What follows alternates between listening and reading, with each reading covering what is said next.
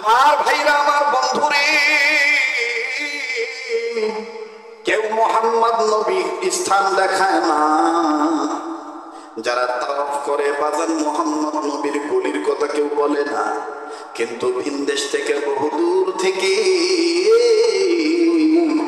আল্লাহর এক বান্দা আসলো, দেখতে তারে খুব সুন্দর দেখা যায়, নাজুস নজুর চেহারা, এত সুন্দর তার নাকটা খাড়া, কপালটা কত সুন্দর চওড়া, চুলগুলো কত সুন্দর। আমার ভাইরা, চুপচাপ করে ভদ্র মানুষ এই তাওফের জায়গায় বসে আছে।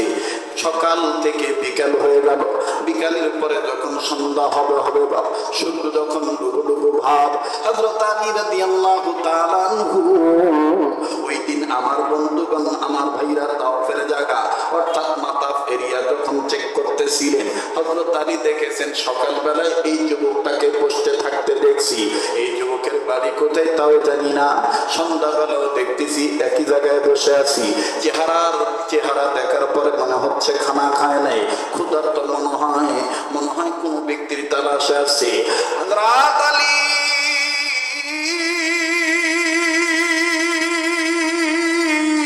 আস্তে করে লোকটার কাছে যাইয়া ডাক দিয়ে বলে, ভাই তোমাকে সকালেও দেখছি এক জায়গায় বসাও, বিকাল বেলাও দেখলাম এক জায়গায় বসা, আবার সন্ধ্যা গনিয়ে আসতেছি এখানেও দেখতেছি একই জায়গায় বসাও। ভাইজান, তুমি মনে হয় কোনো কিছু খাও নাই? বলে না, আমি ঠিকই ধরেছেন, আমি ক্ষুধার্ত, আমি খাইনি। হযরত আলী ডাক দিয়ে বলে, মনে যদি কিছু না নেন আমার দাওয়াত গ্রহণ করেন, আমার বাড়ির মেহমান হইয়া যান।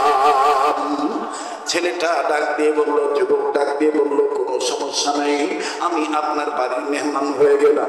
এবার বাড়িতে নিয়ে যাওয়ার পরে দস্তরখানা যখন বিছায় দেওয়া হলো, খাবার পরিবেশন করা হলো, খানা খাওয়া যখন শেষ হয়ে গেল, হযরত আলী ডাক দিয়ে বলতেছেন, যান, আপন জায়গায় চলে যান, আমার মাকসাদ ছিল আপনাকে খাওয়ানো, আপনার মেহমানদারি করানো, যান, এখন আপনি যেতে পারেন। এবার আমার বন্ধুগণ, যুবক চলে গেলেন। ওই রাত্র যখন আমার বাইরা শেষ হয়ে গেল, হযরত আলী রাদিয়াল্লাহু তাআলা আনহু পরের দিন আবার সন্ধ্যাবেলায় ওই একই জায়গায় যখন হযরত আলী নজর দিলেন, নজর করে দেখতেছেন ওই বালক, ওই যুবক ওই জায়গায় বসে আছেন। হযরত আলী বলে, ব্যাপার কি? গতকালকেও যেখানে বসা ছিল আজকেও দেখতেছি ওখানে বসা আছে, যাই তো দেখি ব্যাপার কি, ঘটনা কি। কাছে যায় আবার ডাক দিয়ে বলে, ভাইয়া গতকালকে খানা খেয়েছিলেন, এরপরে কি আর কোনো খানা খাদ্য আপনার পেটে গিয়েছে? আপনি কি কোনো আহার করতে পেরেছিলেন, নাকি না খেয়ে আছেন, ক্ষুধার্ত অবস্থায় আছে? বলে, হ্যাঁ, আমি ক্ষুধার্ত অবস্থায় আছি, আপনি খাওয়াইছেন, এরপরে আর কোনো খানা খাদ্য পাইনি। বলে, তাইলে আপনি আজকে আমার বাড়ির মেহমান হয়ে যান, আজকে আমার বাড়ির দাওয়াত গ্রহণ করেন। এবার বাজান রে, এই যুবক ডাক দিয়ে বলতেছেন, ও বাড়িওয়ালা, ও দাওয়াত দেনওয়ালা, আমি আপনার পরিচয়টা জানতে চাই, আপনার নাম কি আপনি বলেন না? হযরত আলী ডাক দিয়ে বললেন, আমার নাম আলী। যুবক ডাক দিয়ে বলে, কোন আলী? তুমি কি সেই আলী? তুমি কি ফাতেমার স্বামী? তুমি কি রাসূলুল্লাহর মেয়ের জামাই? হযরত আলী বলে, মুখ দিয়ে কয় না, আতঙ্ক, মানে এখন কথা বলা দেখলেও ঝামেলা। মুসলমান ভাইরা, আমার বন্ধু, খুব খেয়াল করবেন। হযরত আলী বলে, হ্যাঁ, আমি সেই হযরত আলী। কষ্ট হচ্ছে নাকি আপনাকে? দোয়া করে দেবো? চলবে? এটা জাগনা হওয়া লাগবে ভাই। আজকের মাহফিল, আপনারা বলবেন চলবে, আজকের মাহফিল না বা আওয়াজ নাই, আজকের মাহফিল কতক্ষণ চলবে?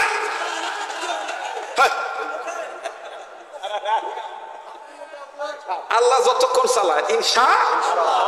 তবে এত বেশি করব না যাতে আমাদের পরবর্তী আল্লাহর হুকুম ফরজ ইবাদতে ঝামেলা হয়ে যায়, আবার এত কমও করব না যাতে আপনাদের অটো ভাড়া লস হয়ে যায়। দুইটা সামঞ্জস্য রেখে আপনাদেরকে বিদায় দেব ইনশাআল্লাহ। মুহতারাম হাজিরিন, মুসলমান ভাইরা, আমার বন্ধু, হযরত আলী যখন বললেন আমি সেই আলী, এবার লোকটি কান্দে, যুবক কান্দে, ডাক দিয়ে বলে আমার কপাল কত ভালো, আমি আলীর বাড়ির মেহমান, নবীর মেয়ের স্বামীর দস্তরখানায় বসবো। এবার হযরত আলী বলতেছে আমার পরিচয় জানলে, আপনার পরিচয় পরে আমি জানবো, আগে আমি আপনাকে খাওয়ায় আনি। এবার বাদাম নেই, ওই দিনের মতন যখন ওই দিনের ন্যায় দ্বিতীয় দিনও খানা খাওয়ানো হলো, খানার শেষে হযরত আলী ডাক দিয়ে বললেন এখন আপনি চলে যেতে পারেন, তবে চলে যাওয়ার আগে আপনি আমার পরিচয় জানছেন, আপনার পরিচয় একটু একটু বললে আমি খুশি হইতাম। লোককে ডাক দিয়ে কয় আলী রে, আমার নাম আবু যর গিফারি। বলে তোমার নাম আবু যর গিফারি, কেন এই জায়গায় আসছো? বলে আমি আলী রে, আমার নাম আবু যর গিফারি, তোমাকে আমি একটা কথা জিজ্ঞেস করব, বলবো অতি তাড়াতাড়ি। এবার হযরত আলী বলে কিসের এত পারাপারি, তোমার নাম আবু যর গিফারি, কি তুমি জিজ্ঞেস করবা? যাহা বলবো তাড়াতাড়ি। কেন তুমি করতেছো তো পারাপারি? কান লাগান, দেখেন কি ওয়াজ করে আব্দুল খালেক শরীয়তপুরী। আসলে পুরান সব মাতে পারে, ঠিক না? পুরান সব মাতে পারে না। মুসলমান ভাইরা আমার, হযরত আলীর হাতটা ধরে দেন, একটু হাতটা দেন, আব্দুল সব আমার গরিব মানুষ তো, ওনার হাতটা ধরলো, আল্লাহ বড় বলা, ঠিক আছে না? লক্ষ্মীরা হাত ধরছে। তো এইবার হযরত আলীর হাতের সাথে আবু যর গিফারি লাগায় বলে আমার নাম আবু যর গিফারি। বলে আপনি এই জায়গায় কেন 2 দিন ধরে এক জায়গায় বসে আছেন? ডাক দিয়ে কয় আলী রে, আমি বহুদূর থেকে এসেছি নবী মুহাম্মদের তালাশি, আমি কেমনে পাবো নবীজি আপনাই, ও গো কামলিওয়ালা, কেমনে পাবো নবীজি আপনাই? বলেন না, আমি কেমনে পাবো নবীজি আপনাই, ও গো কামলিওয়ালা, কেমনে পাবো নবীজি আপনাই? এই কথা যাহা বলছে তাহা হযরত আলী মুখটা সামনে ধরছে, চাপ। এইটা যদি খালি মক্কার নেতারা জানে, তোমাকে মারবে, আমাকে মারবে। তুমি কি জানো না মুহাম্মদ নবী কোথায় আছে? ওনাকে ওনার স্থানটা জিজ্ঞাসা করাটাও অপরাধ। আবু যর গিফারি বলতেছে হ্যাঁ, আমি এসে উপলব্ধি করতে পারলাম, আমি বুঝতে পারলাম, অনুধাবন করতে পারলাম, সব শুনশান অবস্থা, কেউ কোনো কথা কয় না। কয়েকজনকে জিজ্ঞাসা করলাম, সবাই খালি কয় চুপ চুপ চুপ। ওই দেখেন নাই গত গভর্নমেন্টের আমলে আমরা বক্তারা ওয়াজ করার আগেই থানার থেকে প্রশাসন যায় আমাদের সাথে ভাতও খাইতো, আলু খাইতো, গরু গোস্ত খাইতো, সবই খাইতো। হ্যাঁ, ডাক দেখা হুজুর দেখে শোনো ওয়াজ করবে। বোঝেন তো আমরা পড়া চাকরি করি, কথা বলেন না, মানে এমন একটা অবস্থা। তো হযরত আলী বলতেছেন যে আবু যর গিফারি বলতেছে কয়েকজনকে জিজ্ঞেস করেছি, সবাই বলছে চুপ, তোমার দান্দা তুমি থাকো, মুহাম্মদ কোথায় থাকে আমরা জানি না। হযরত আলী বলে ওরা জানে কিন্তু বলবে না। কেন? ওরা আবু জাহেল, উতবা, সাইবাকে ভয় পায়। আবু যর গিফারি বলতেছে আলী, তুমিও কি তাদেরকে ভয় করে নবীর জায়গার কথাটা গোপন রাখবা? আমি তো জেনেছি দূর থেকে তুমি আল্লাহ প্রদত্ত ইসলামের জন্য অতুলনীয় একটা সৈনিক, একটা বাঘ। আসাদুল্লাহিল, বলেন আসাদুল্লাহিল গালিব। আমি তো জেনেছি, আমি শুনেছি, তুমি কি এরপর তুমি গোপন করবা? হযরত আলী বলেন আমি গোপন করব না। এবার আবু যর গিফারি ডাক দিয়ে বলে যদি গোপন না করো তাহলে বলো না আমি মুহাম্মদের কাছে যাবো কোন দিক দিয়া? হযরত আলী ডাক দিয়ে বলেন আবু যর গিফারি, মুহাম্মদের দরবার আমি তোমাকে দেখাই দিতে পারবো না, তবে শুনে নাও আলী, শুনে নাও আবু যর গিফারি, আমি একটা কাজ করব, এই কাজের দ্বারা তুমি বুঝে নিবা ওই জায়গায় মুহাম্মদ নবীর বাড়ি, ওই জায়গায় মুহাম্মদ নবী আছে। আবু যর গিফারি বলতেছেন বলেন আপনি কি করবে? হযরত আলী ডাক দিয়ে বলতেছেন ভাইজান, আমি ঘরের মধ্যে কয়েকটা পাথর আমার মুঠের মধ্যে নিয়ে নিলাম, তুমি আমার পিছে পিছে যাইবা, আমি তোমার আগে আগে যাব। যাহা মাত্র আমি মোহাম্মদ নবীর বাড়ির গলির কাছাকাছি যাব, আমি ওই জায়গায় যাইয়া আমি আমার ডাইন হাত থেকে পাথরগুলো ফেলে দেব, সেই দিকে ফেলে দেব, তুমি পিছন দিকে বুঝে নিও এই দিকে মোহাম্মদ নবীর বাড়ি। শুনিয়া নাও ও আমার প্রিয় ভাই আবু যর গিফারি। হযরত আলী ডাক দিয়ে বলার পরে আবু যর গিফারি ডাক দিয়ে বলতেছেন, আলী তোমার হিকমতে বিদ্যা বুদ্ধি শোনার দ্বারা বোঝা যাচ্ছে আসলে তুমি আল্লাহ প্রদত্ত ইসলামের জন্য একজন যোদ্ধা সৈনিক, একজন পাক।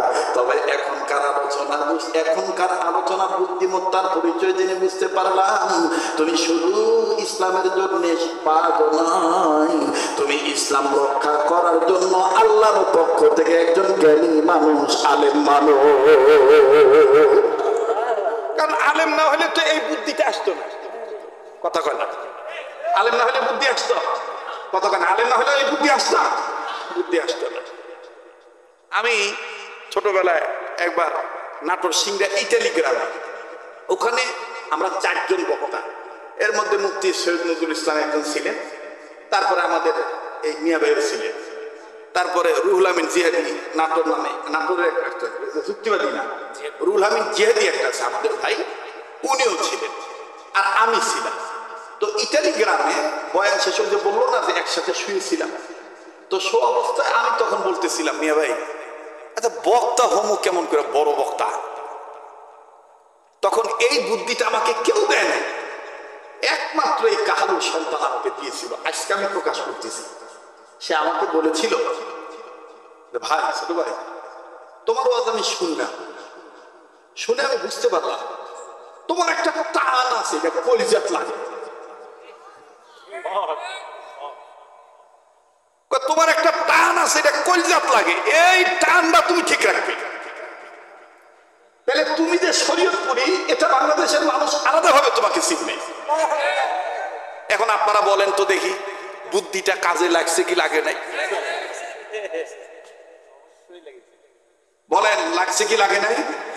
এই জন্যই মুরব্বীরা বলে ছোড়ার বুদ্ধি গলা আর বুড়ার বুদ্ধি তলা। ছোড়ার বুদ্ধি কুড়িবা গলা আর বুড়ার বুদ্ধি তলা। মুরব্বীদের একটা অভিজ্ঞতা আলাদা, ঠিক না? মাশাআল্লাহ, আমাদের মুফতি মাওলানা বজলুল হোসেন সাহেব উনি তো একাধিকবার মরহুম মাওলানা দেলোয়ার হোসেন সাইদি রহমতুল্লাহ আলাইহি এক প্যান্ডেলে বয়ান করছে, আর আমার জীবদ্দশা আমি 2 বার করছি। একবার হলো বিরামপুর ডিগ্রি কলেজ মাঠ দিনাজপুর, আর একবার হলো দিনাজপুরের আরেকটা থানা হাকিমপুর হিলি বর্ডারের কাছাকাছি। এই 2টা জায়গায় আমি বয়ান করেছিলাম। সেদিন আমি যে ঘরের হই, আমার পোশাক যেটাই হোক, আমার টুপি যেটাই হোক, সেদিন ওই কোরআনের পাখি দিয়ে আমাকে বলেছিল পিঠে থাপড়া দিয়ে যে আগামী প্রজন্মের তোমরাই তরুণ আলেমরা বাংলার মুসলমানদের জন্য বাঘের ভূমিকা হয়ে কাজ করবে। সেই দোয়াটা কি বিফলে গেছে? বলেন দোয়াটা বিফলে গেছে?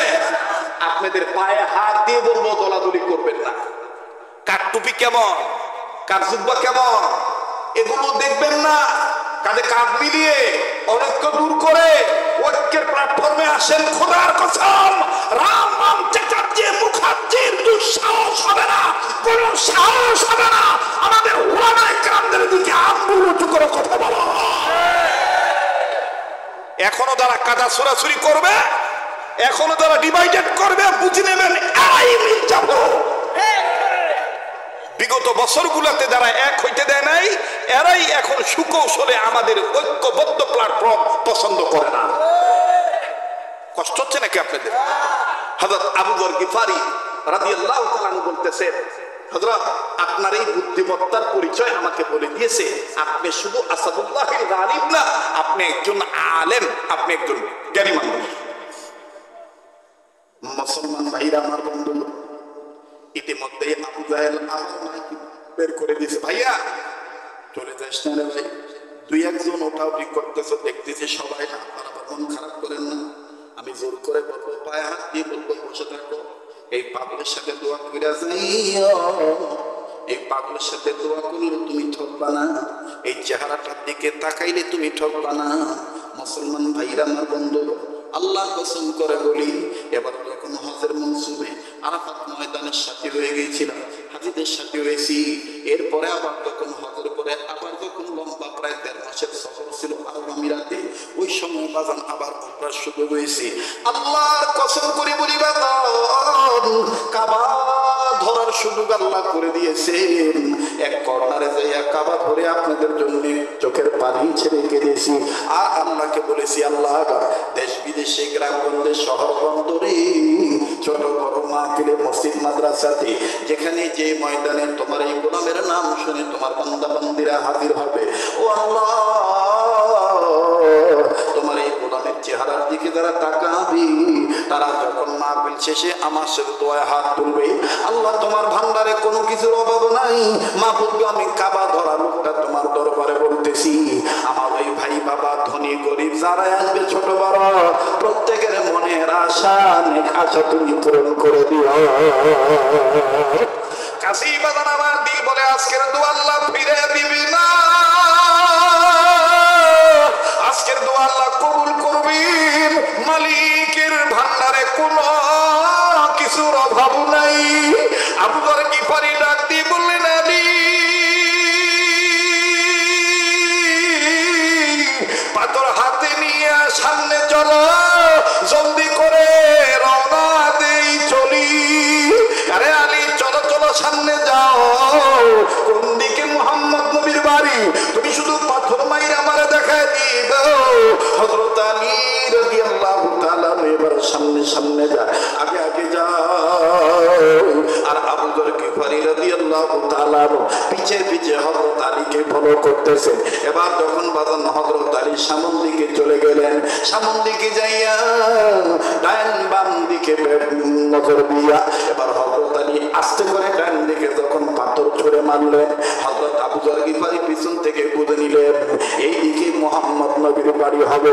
ওই দিক দিয়া মাইকিং করতেছে আবু যরের পক্ষ থেকে, মুহাম্মদের চেহারা কেউ দেখবা না, মুহাম্মদ একটা বাজে লোক, মুহাম্মদের চেহারা দেখবা না, মুহাম্মদ একটা পাগল লোক, মুহাম্মদের কাছে কেউ যাইবা না। এই দিক দিয়ে আবু যর গিফারি যখন হযরত আলীর পাথর মারা দেখলেন, আমার বন্ধুগণ দিক নির্ণয় করে উনি বুঝে ফেললেন এই দিকে মুহাম্মদ নবীর বাড়ি। হযরত আলী চলে গেলেন, এবার আবু যর গিফারি চলে গেলেন গলির ভিতরে তাড়াতাড়ি, একেবারে যাইয়া খুঁজে পেলেন মুহাম্মদ নবীর বাড়ি। মুহাম্মদ নবীর বাড়ি পাওয়ার পর এবার হযরত আলী রাদিয়াল্লাহু তাআলা দেখানো মোতাবেক হযরত আবু যর গিফারি মুহাম্মদ নবীর বাড়ির কাছে যায়, ঘরের কাছে যাইয়া বাজারের দরজার কাছে পর্দা ঝুলানো। আল্লাহ নবীর সাহাবী আবু যর গিফারি এখন ইসলাম কবুল করেন নাই। আমার ভাইরা আবু যর গিফারি পর্দাটা সরাইলেন, পর্দাটা সরানোর পর আবু যর গিফারি ডাইরেক্ট নবী মুহাম্মদের চেহারার দিকে তাকাইলো। আবু যর গিফারি মুহাম্মদ নবীর চেহারা দেখে চিৎকার দিয়ে বলে, কে বলেছে নবী মুহাম্মদের চেহারা ভালো না? কে বলেছে মুহাম্মদ নবী সন্ত্রাসী? কে বলেছে মুহাম্মদ নবী পাগল? আরে মক্কাবাসী, মুহাম্মদ নবীর চেহারা এত সুন্দর, এই সুন্দর চেহারার মানুষটা কোনদিন পাগল হতে পারে না। তোরা আমায় বাধা দিয়ে রাখতে পারলি না। আবু যর গিফারি রাদিয়াল্লাহু তাআলা মুহাম্মদ নবীকে জড়িয়ে ধরলেন। মুহাম্মদ নবী ডাক দিয়ে বলতেছেন, আবু যর গিফারি তুমি কেন নিজের চাই তোমার কপালে তুমি দুঃখ টেনে আনতেছো? এইটা যদি আবু যর উদ্দা সাইবা জানতে পারে, তোমার উপরে স্টিম নির্যাতনের স্টিম রুলার চালু হবে। অনুরোধ করবো বাজান কেউ কারো দিকে তাকাইবেন না। দেখেন তো দেখি হাকিকতান এক ফোঁটা চোখের পানি আপনি ফলাইতে পারেন কিনা নবীর মহব্বতে। কান্না না আসলেও কান্নার ভান ধরবেন, কান্নার অভিনয় করুন, আমার আল্লাহ মাফ করে দিবেন বাজান। মুহাম্মদ নবী সাল্লাল্লাহু আলাইহি সাল্লামের চেহারা দেখার পর আবু যর গিফারি ডুকরে ডুকরে কান্দার ডাক দিয়ে বলে, আহারে এই চেহারাটার মধ্যে তায়েফের ছেলেরা কেমন করে পাথর মেরেছিল, এই চেহারাটার মধ্যে কেমনে তায়েফের ছেলেরা পাথর মারলো, এই চেহারার মানুষটাকে কেমনে মানুষ মানুষরা এইভাবে পাগল পাগল বলে আঘাত করে, আমার তো বুঝে আসে না। আল্লাহ নবী ডাক দিয়ে বললেন, আবু যর গিফারি, তুমি কি আমি নবী মুহাম্মদকে অনেক ভালোবাসো? আবু যর গিফারি তাৎক্ষণিকভাবে ডাক দিয়ে বলে ফেললেন, এতদিন এরকম ভালোবাসি নাই, আজকে দেখার পর বলে দিতেছি, আমার কাছে আমার মায়ের চাইতে, বাবার চাইতে, এমনকি দুনিয়ার সব চাইতে আপনি নবী সব চাইতে মূল্যবান। আল্লাহর নবীর চেহারা দেখে আবু যর গিফারি একটু কাল কেমন করলেন না, চোখের পানি ছেড়ে দিয়ে কালেমা বলে মুসলমান হয়ে গেলেন। আবু যর গিফারি রাদিয়াল্লাহু তাআলা আনহুকে আল্লাহর নবী বুকে জড়িয়ে ধরে আল্লাহ নবী ডাক দিয়ে বলেন, আবু যর গিফারি রে, আমি নবী তোমাকে ওয়াদা দিয়ে দিতেছি, শুধু আমার সাথে উসমান, আবু বকর, আলী জান্নাতে যাবে না, তাদের সাথে তুমিও আমি নবীর সাথে জান্নাতে যাইবা। যুবক ভাইরা, আমার বন্ধুগণ, এই জন্য আপনাদের কাছে অনুরোধ করে বলবো, খবরদার খবরদার খবরদার, আপনি যেই দল করেন না কেন, ইসলামী আন্দোলন যদি করতে চান, আপনার সিরাতকে আপনি বানান নবীর সিরাতকে, আপনার আদর্শকে আপনি নবীদের আদর্শে আদর্শবান বানান। আপনি আপনার চরিত্রকে মুহাম্মদ সাল্লাল্লাহু আলাইহি সাল্লামের চরিত্র দিয়ে গঠন করেন। আপনার রাজনীতি বিশ্ব নেতার রাজনীতি দিয়ে করেন। আমাদের বড় ভাই মাওলানা মুফতি ফজলুর রশিদ সাহেব, উনি আমাকে আপনাকে যে মেসেজটা দিয়ে গেলেন, ওনার কথার সাথে আমি মিল করি, কিন্তু কথাটা এক করে আপনাদের কাছে দাওয়াতটা পৌঁছে দিচ্ছি। আরে ভাই, আরে বাবাজি, নবী মুহাম্মদ সাল্লাল্লাহু আলাইহি সাল্লামকে আপনি আদর্শ নেতা মানেন। আমার নেতা, তোমার নেতা বিশ্ব নবী মুস্তাফা, এই কথাটা মনে প্রাণে তুমি আমি বিশ্বাস করে সামনের দিকে যদি আগাইতে পারি, খোদার কসম আমাদের পরিবারে অশান্তি আসবে না, আমাদের সমাজে অশান্তি আসবে না, আমাদের কোনো ধরনের কেউ বাধা দিয়ে আটকায় রাখতে পারবে না। ইনশাআল্লাহ ইসলামের জয় হবেই হবে। কথা বলেন ঠিক কিনা? কাশি বাদাম, রক্ত লাগলে রক্ত দেব, সময় লাগলে সময় দেব, অর্থ লাগলে অর্থ দেব। আমি দেখতে চাই এখন কে কতটুকু আনতে পারেন। ওরে আমার যুবক ভাইরা, এতক্ষণ সাহাবায়ে কেরামদের বয়ান শুনেছেন, এখন আমি আপনাদের কাছে বলতে চাই, এইখানে ইমাম শাফির অনুসারী থাকতে পারেন, এই জায়গায় ইমাম আহমদ ইবনে হাম্বলের অনুসারী থাকতে পারেন। কান লাগান, দিলের কান লাগান বাদান। অল্প সময়ের মধ্যে আমি কথা ফিনিশিং দিয়ে দোয়া করে বিদায় হয়ে যাব। এই জায়গায় বাদান ইমাম মালিক রহমতুল্লাহর অনুসারী হইতে পারেন। এই জায়গায় আমি আপনি কেউ ইমাম আজম আবু হানিফা রহমতুল্লাহর অনুসারী হতে পারি। যারা মাযহাব মানি, আমার বন্ধুগণ, পৃথিবীতে আসলেই তো মাযহাব হলো চারটা। কথা বলেন কয়টা? এই চার মাযহাবের চার ইমাম, সাহাবায়ে কেরামদের পর পর বাবাজি তাবিঈনগণ, এরপরে আয়েম্মায়ে মুজতাহিদগণ, তারা নবী মুহাম্মদ সাল্লাল্লাহু আলাইহি সাল্লামের আদর্শকে নকল করেছিলেন। আজকে আমার পোশাকের মধ্যে নবীর আদর্শ নেই, আজকে আমার খানার মধ্যে নবীর সুন্নাত নাই, আজকে আমার চেহারার মধ্যে নবীজির নূর নাই, আজকে আমার কথাবার্তার মধ্যে নবীজির সিরাত নাই। আরে বাবাজি, লম্বা করব না, অতি সংক্ষেপে একটা ঘটনা শুনেই। হযরত ইমাম শাফি রাহমাতুল্লাহ আলাইহি, প্লিজ অনুরোধ করব সামনে দিয়ে কেউ হাঁটবেন না। আমার বন্ধুগণ, আমার ভাইরা, খুব খেয়াল করবেন। বাজান অনুরোধ করে বলতেছি, কেউ ডাইনে থেকে কাউকে বামে আসতে দিবেন না, আমার মুখের সামনে যেন না পড়ে। আর বাম থেকে কেউ ডাইন দিকে আসতে দিবেন না। একটু খেয়াল করবেন বাবা, ওলি আল্লাহ হয়ে যাবেন। একটু তাকান, আমার দিক তাকান, দিলের কান লাগায় কথাগুলো শোনেন। ইমাম শাফি রহমাতুল্লাহি আলাইহি, আমার বন্ধুগণ, রাত্রিবেলায় ঘুমের ঘরে তিনি ঘুমাইছেন।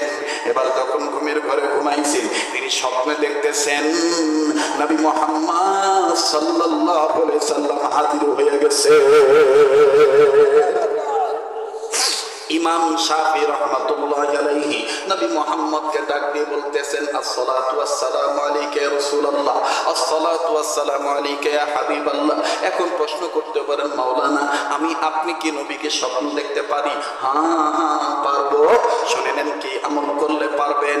শুধু নবীদের আন্দোলন করলেই হবে না, ওটা তো আপনি সার্বিক, আপনি মেহনত করবেন, কিন্তু জবানি একটা মহব্বত করবেন। সেই জবানি মহব্বত হলো চলতে ফিরতে, উঠতে বসতে বসতে সাল্লাল্লাহু আলাইহি ওয়াসাল্লাম বলবেন, বলেন না সাল্লাল্লাহু আলাইহি ওয়াসাল্লাম, সাল্লাল্লাহু আলাইহি ওয়াসাল্লাম, সাল্লাল্লাহু আলাইহি ওয়াসাল্লাম। মুহতারাম হাজিরিন, ইমাম শাফি রাহমাতুল্লাহ আলাইহির জীবনীতে পাওয়া যায় আল্লাহর ওলি প্রতিদিন ঘুমানোর সময় কমপক্ষে 1000 বার দুরূদ শরীফ পাঠ করে ঘুমাইতেন।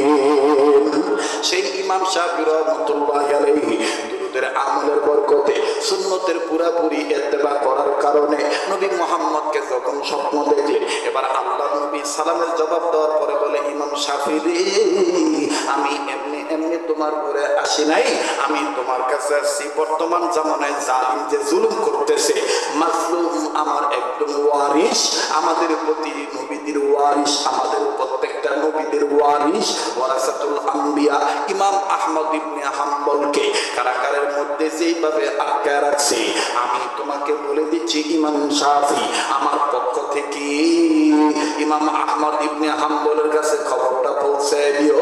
ইমাম আহমদ ইবনে হাম্বল যেন মন না ভাঙ্গে, তাকে জানায় দিও তিনি হকের উপর অটল আছে। আল্লাহু আকবার বলে। ইমাম শাফি রাহমাতুল্লাহ আলাইহি আর ওই রাত্রে ঘুমাইতে পারলেন না। আল্লাহু আকবার। উনি দ্রুত গতিতে উঠিয়াও বাজানো আবার নতুন করে ওযু বানাইয়াও উনি তাহাজ্জুদের আমল শেষ করার পর ফজর নামাজ পড়ার পরে ওনার নিকটবর্তী একজন খাদেমকে বললেন, আমার পক্ষ থেকে ইমাম আহমদ ইবনে হাম্বলের কাছে যাইয়া যেখানে যাইয়া খবরটা পৌঁছে দিয়ে আসো। খুব খেয়াল করবেন, ইমাম আহমদ ইবনে হাম্বলের কাছে যে খবরটা পৌঁছে দেওয়ার জন্য একজন খাদেম গেছে। বাবা বাজার মনে রাখবেন, শেষ ভালো তার সব ভালো তার। বলছেন নবী সরওয়ার, এখন আপনি যে হয়তো বা ঘুমাইবেন, কিন্তু মনে রাখবেন কার দোয়া কখন কবুল হবে এটা আল্লাহ পাক ভালো জানে, আমার আল্লাহ ছাড়া কেউ জানে না। এরে বাবাজি, কাহালুর বাইরা, বগুড়ার বাবারা, আপনারা প্রত্যন্ত অঞ্চলের মানুষ, ও বীরকেদার ইউনিয়নের বাপ ভাইরা, আপনারা তো জানেন ফসল কাটার পরে যদি আমি ঘরে না নিতে পারি, এর চাইতে বড় বেদনা আর কিছুই হতে পারে না। কথা বলেন ঠিক না বেঠিক? সন্ধ্যার পর থেকে গভীর রজনী পর্যন্ত বসে থাকলেন আর আমি মুসাফিরের সাথে দোয়া করে গেলেন না, দোয়াটা কবুল করাইতে পারলেন না। এর চাইতে পোড়া কপাইল হতভাগা আমি আর আপনি ছাড়া কেউ হতে পারি না। একটু নিজের বুঝান, কেন করো ছুটাছুটি? আমি তো আল্লাহকে পাওয়ার জন্য আসি, আমি তো নবীর আদর্শ বোঝার জন্য আসি। আরে বাবাজি,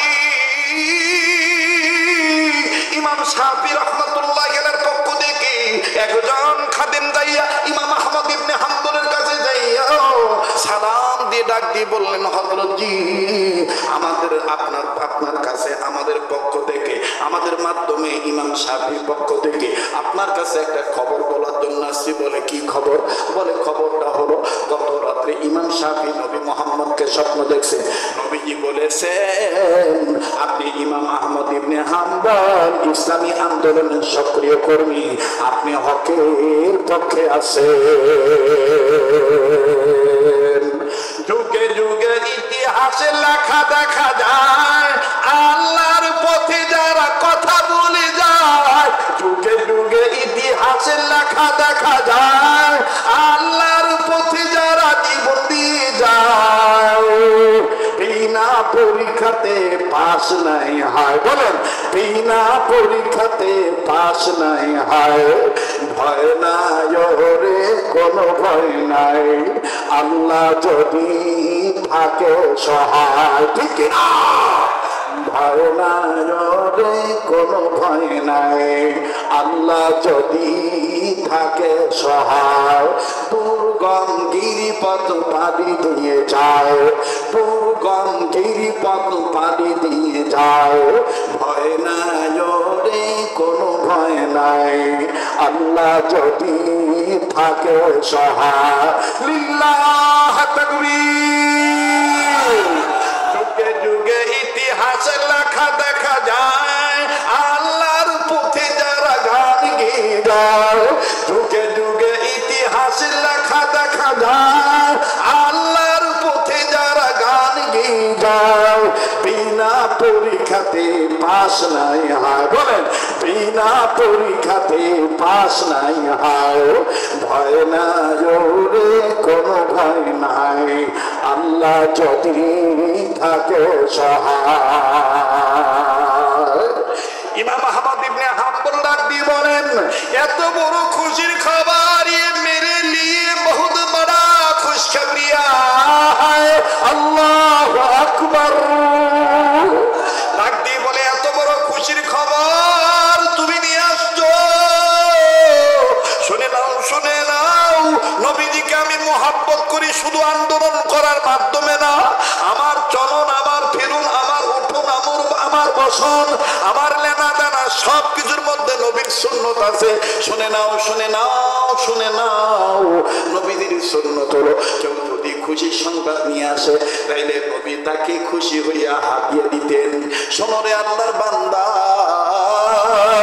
আমি ইমাম আহমদ ইবনে হাম্বল এই খুশির খবরটা শোনার পরে এখন তোমাকে কি হাতিয়ে দেব? লোকটা ডাক দিয়ে কয়, হুজুর আপনি তো এমনি মাজলুম, আপনি তো কারাবন্দী অবস্থায় আছেন, আপনি কি হাতিয়ে দিবেন? কষ্ট হচ্ছে নাকি আপনাদের? বলে আপনি কি হাতিয়ে দিবেন? এবার ইমাম আহমদ ইবনে হাম্বল নিজের গায়ের দিকে তাকায় বলে, আল্লাহর বান্দা, করব আমি নবীর সুন্নত জিন্দা, মনে যদি কিছু না নাও আমার গায়ের এই জুব্বাটা তোমাকে হাদিয়া দিয়ে দিব।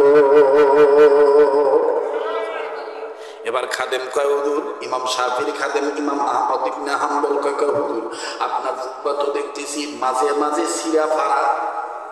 বলে এটা তো বুকের সাইডে, এই দেখো পিঠের সাইডে। এবার ইমাম আহমদ ইবনে হাম্বলের পিঠটা দেখিয়া ইমাম শাফির খাদেম কান্দার ডাক দিয়ে কয়, হুজুর এটা তো মনে হয় চাবুকের আঘাত। বলে হ্যাঁ হ্যাঁ, জালিম আমাকে ইসলামী আন্দোলন করার কারণে, শরীয়তের বিধানকে মানার কারণে, এইভাবে সত্যের বিধান মানার কারণে জালিম বাদশার পক্ষ থেকে আমাকে এভাবে চাবুক মারা হয়েছে। এই চাবুকের বাড়িতে গায়ের চামড়া তো ফেটে গেছে, জুব্বার কাপড় ছিঁড়ে গেছে, এই সিরার জুব্বাটা আমি তোমায় দেব। তবে শুনে নাও শুনে নাও, এতদিন বাদশার মার চাবুকের আঘাত অনেকটা সহ্য করতো আমার জুব্বার কাপড়, কিন্তু এই জুব্বাটা দেওয়ার পর এখন সরাসরি আমার পিঠের মধ্যে লাগবে, আমার চামড়া ফেটে যাবে। যাই যাই যাক, আমার চামড়া ফেটে যাক, কিন্তু আমি আমার নবীজির সুন্নতকে